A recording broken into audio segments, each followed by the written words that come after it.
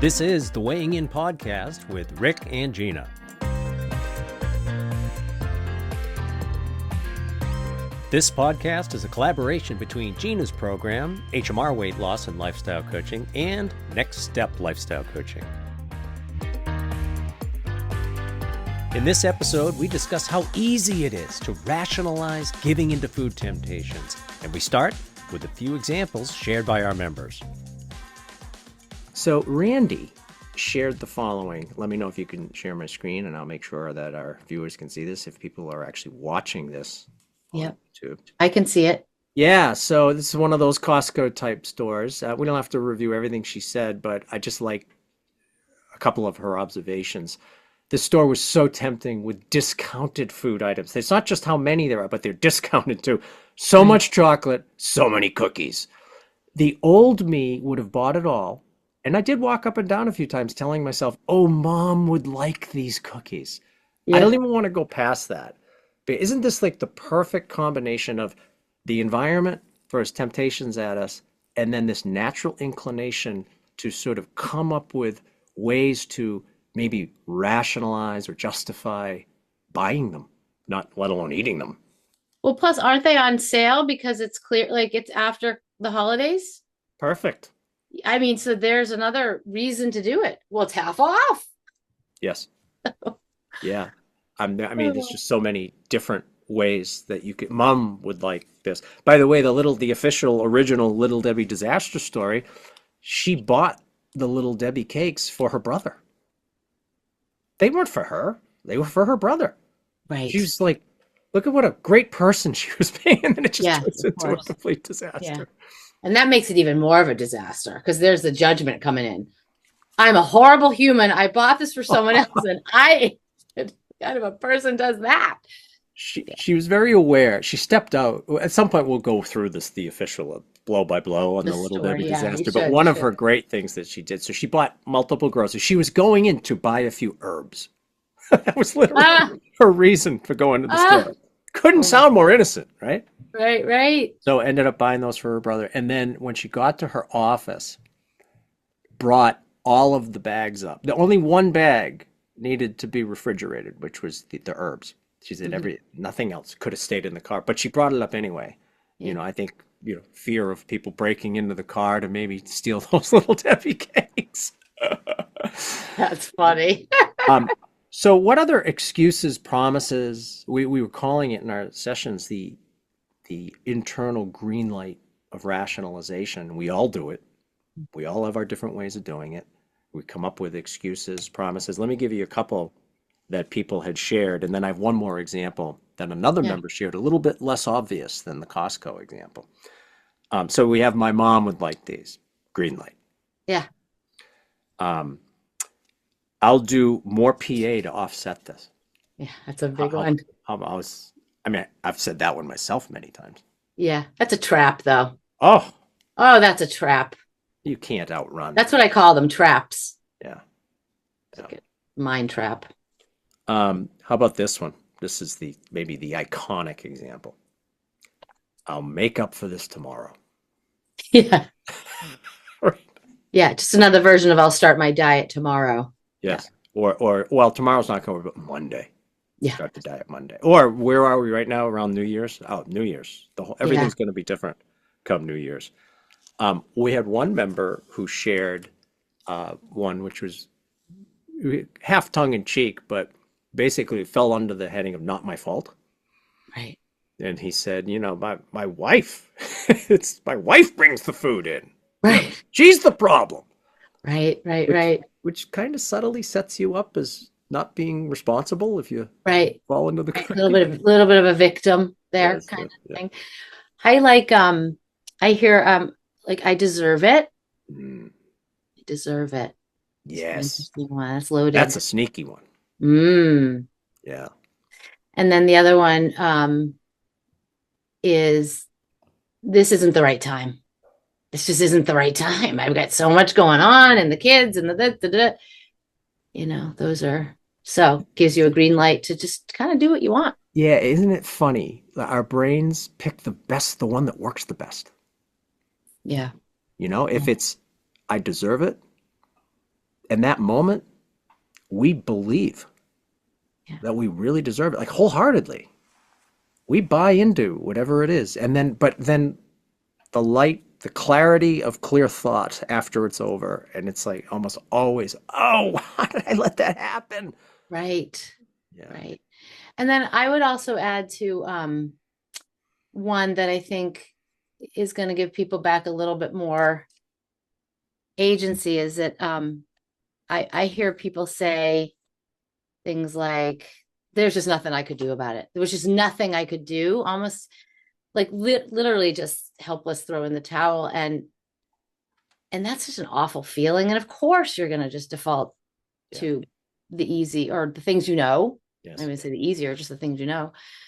And I would say to that, and I know you would too, is well, it may seem that, and this is what we do in our classes, like it may seem that way, may appear that way, but my response is there's something you can learn to do. Like, so let's talk about that. Like, and I love that we've always talked about what can I do?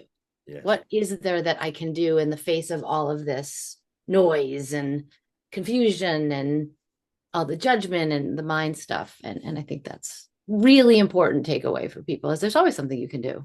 You just The have to learn that. to-do approach, the brilliance of the to-do approach, because people don't lean into the to-dos like they should, and it ends up having them forcing them to rely more on willpower than they need to. Mhm. I was listening to James Clear. I was Yes. listening to him Atomic and Habits. yeah, and he was being interviewed by Peter Attia. Oh, I have this in my queue to listen to. Yeah, it's good. It's really good. And so James was saying that, there's basically the two different approaches. There's one with just reinforcing the habit or one that's sort of breaking the habit. And he said he much prefers the reinforcing one because it's positive and it's about momentum building, or at least that's what I took away from it, versus just the giving up of and the negative side of it. Was interesting and it very much reinforces what we do. And I thought that was fascinating. So Yeah, it's a good one. yeah, I that seems to make so much sense. It's so consistent, right? Yeah. The idea of when you do something positive, there is a very clear reinforcement to that versus the act of non-doing. I didn't eat the cake. I didn't eat the cookies. That's a lot harder to reinforce. Two Yeah. hours later, I still didn't eat the cake, as opposed to I've had four fruits and veggies, and now I'm going to have two more. Now I'm up to six. I mean, it's That's just a exactly right. whole different paradigm. Exactly right. And that's what he says. And that's so interesting to me. It makes so much sense to me. Easier to Absolutely. shape on that than it Yeah. is the I mean, other. think about I didn't eat the cake, and now it's 2 hours later. I still didn't eat the cake, especially if the cake is there. That's not reinforcing, it's depriving. Right. It's actually a bummer. Right. Like, and what are you learning? Like, what are you learning there? Right, right. Not much. Yeah. Let me give you another example Okay. and this one's a little bit more subtle. You'll love this because it's got a little twist here on the label. So this was just a coincidence that a second member, Linda, had shared this after Randy had shared the other one. And Costco is the big, obvious, ubiquitous, high-calorie food everywhere. So now what we're looking at, well, let's just let Linda tell us. Okay, I thought I'd stay out of the break room once the party started, but it looks like the party came to my computer instead from a well-meaning coworker. My brain is already saying, oh, 1/4 of the bar isn't that many calories. You can have that. Look at the label. Yeah. The average person, and by the way, not the biggest candy bar in the world, is it? Look at the Mm-mm. mouse for reference. Mm. This is not a huge thing. Total calories, though. Very misleading label. Yeah. Gina, I thought they had changed the labels where I thought the food industry had had legislation passed that basically said you need to display the total calories. Well, they did. And I think it takes effect later though, Rick. I think they have some time. I want to Yes. say it's this year, 2025. So you'll see that some packaging does have it and some Hmm. doesn't. So I think they need to get on the horn. Yeah, Yeah. because So actually, for people just listening, yeah. what are you seeing here on the label? Just cite the values. So it says 2 servings per container. And then the serving size is a half a bar, Half a which bar. look, We're sharing our bars with all of our friends. Oh, I would never eat the whole bar. it's very interesting. And then the calories for half the bar is 190. So Right. the whole thing is 380. 380. 380. 3 Yeah. 380. Yeah. No one's thinking 380, especially you look at the thing. Like there No. just seems to be some face validity about 190 there. Right. Well, and it's in much bigger, it's bold and big and yeah, it is. If you're not somebody who's savvy at reading a label, you could easily get fooled by that. Yep. Can I tell you a story about that? Oh, please This do. happened a few years ago, but this is a great one. I went into a Dunkin' Donuts to get a coffee, and I was waiting in line, and they had all these baked goods to sell, as they sometimes do, like different things. I think they were trying out selling them or whatever. Anyway, it was this very individual sized coffee cake, and so it was like not huge. And so I picked it up, and I thought, well, that looks not that bad. And then I looked at the calories, and it said, I remember this. yeah, like 130, or like it wasn't bad, but that was per serving. And you You want, could pick this thing up with just your hand. I remember the size of it. It was, yeah, smaller than my hand. Keep going. yeah. I know where you're going here. 130 or something calories per serving. I thought, well, that's not terrible. How many servings are in it? So then I looked, 8 servings or something ridiculous. They split it into, so I was like, are you kidding me? Now the average person they're going to pick that up because it's so small and think, oh, it's 100 and whatever the individual number was. I can't remember what it was actually, but it was one of those examples where people just get sabotaged everywhere they go. I would love to see people's face. Here you are, you're at work or wherever, and you get seven other people there. And you say, okay, guys, let's have that little thing that you could pick up with one hand. Let's all have a serving, and you divvy out 8 slices of like meaningless little tiny portions. People would be like, "What are you kidding?" Yeah, No one that's does that. No one. I mean, this was such a thing that you would never split it into eights ever. It was never, insane. never. No, Ever. that's even more ridiculous than eating half the bar here and saying, "Well, I'll give the other half away." So what did she do? I want to know the end of this tale. Oh, well, I can promise you she did not eat it. She Okay. probably very diplomatically brought it back Yeah. to the whatever conference room and let someone else partake. I know Linda, so in true Linda fashion, right? No question. But, either way, you're either a hero, oh, I can afford that. Yeah. I deserve it. Or you're a victim. It's not my fault. I didn't bring it in. Right. Either way, these just grease the skids in an environment that just doesn't work in any way, shape, or form. So Yeah. anyway, I know you're doing the same thing here with the new year, but we used these two examples. Again, the environment doesn't work, but then how we respond to the environment often makes it worse because we give ourselves a green light. We use this to reassert for many of our members, whether it was the phase one box, and really recommitting to boundaries, the Yeah. boundaries of the phase one weight loss box, or another area where you and I, great minds think alike, we both use the same term. We came up with it independently, the 1.5 box, Mm-hmm. a more flexible box in phase two that includes more foods than the phase one box, but still asserts those boundaries that are just missing for the average person as they go through life. So just to help people understand what the box is, I mean, I guess the best way I could describe the box is it is your tools. It's the food choices that work for you, that are supporting you. And it does create boundaries. It creates structure in your eating. And it's super helpful because it limits choices, but it doesn't limit them so much, especially the phase 1.5 box or 1.5 box. Yes. Which, if anything is going to say how you and I are so aligned and on the same page and should have definitely done this podcast, is that. Because Yes. I couldn't believe when you said on one of our Friday meetings, you're like, and now we have the new phase 1.5 box. And I was like, what did he just say? Because I had literally just designed that over the weekend with my husband at home. It's awesome. And crazy. Yeah. So that is the box, just is a sort of symbolic way to say, these are my food decisions. this is what I'm going to create my meal plans around, my eating days around, and it provides immediate structure and it makes things just so much easier for people. So 100%. It's probably the best thing we've done since we started Next Step Lifestyle Coaching, the beginning of absolutely. 2023. I think our work on the 1.5, because let's face it, phase two is the hardest part of the work. Mhm. Keeping off lost weight. I mean, everyone says this is established in the literature. It's the hardest part of weight management. Losing weight's terribly hard, but keeping it off is actually the harder task.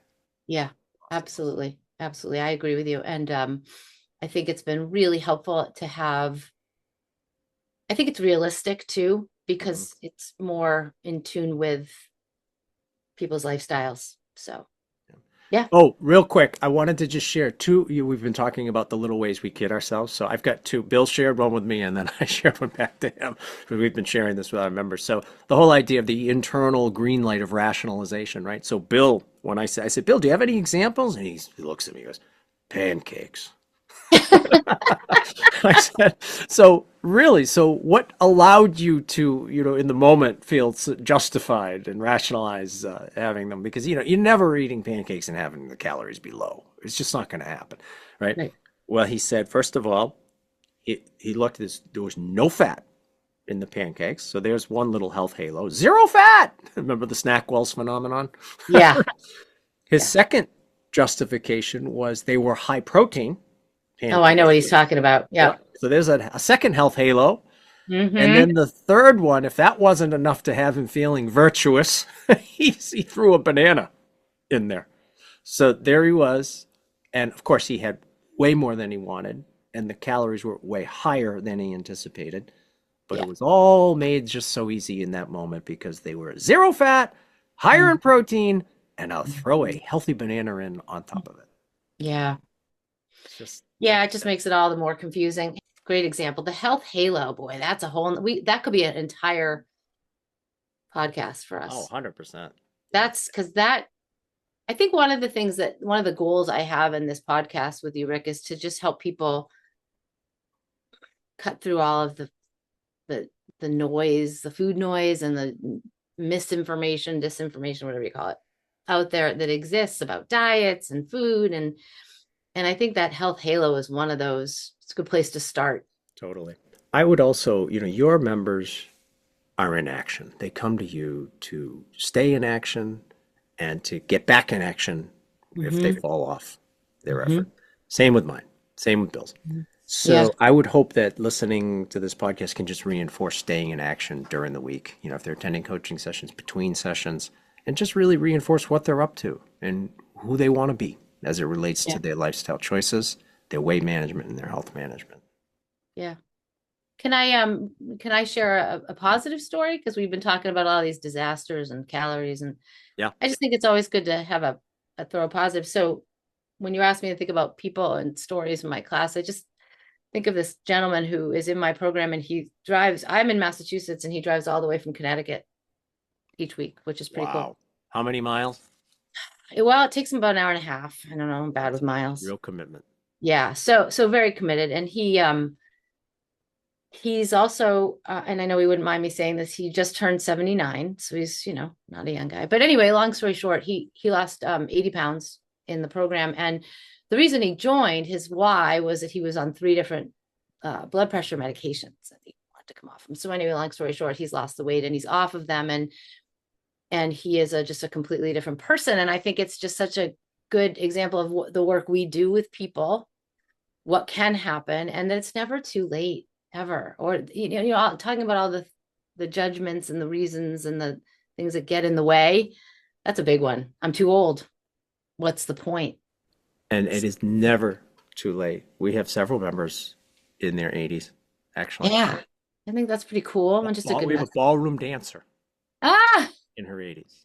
that's right. That's how she gets her PA in. It's Yeah, I phenomenal. love that. It's I totally love awesome. just a good. I'll share one final just example here under the heading of a success story. There's a guy in the program, Matt, who he actually helps us with our data system. He's been just so supportive of us. I have a photo to show you. Oh, When good. I asked Matt when he first joined why you want to lose weight, his initial goal was to lose 50 pounds. He's like, I want to get back on the slopes. I want to snowboard again. And here he is. That's great.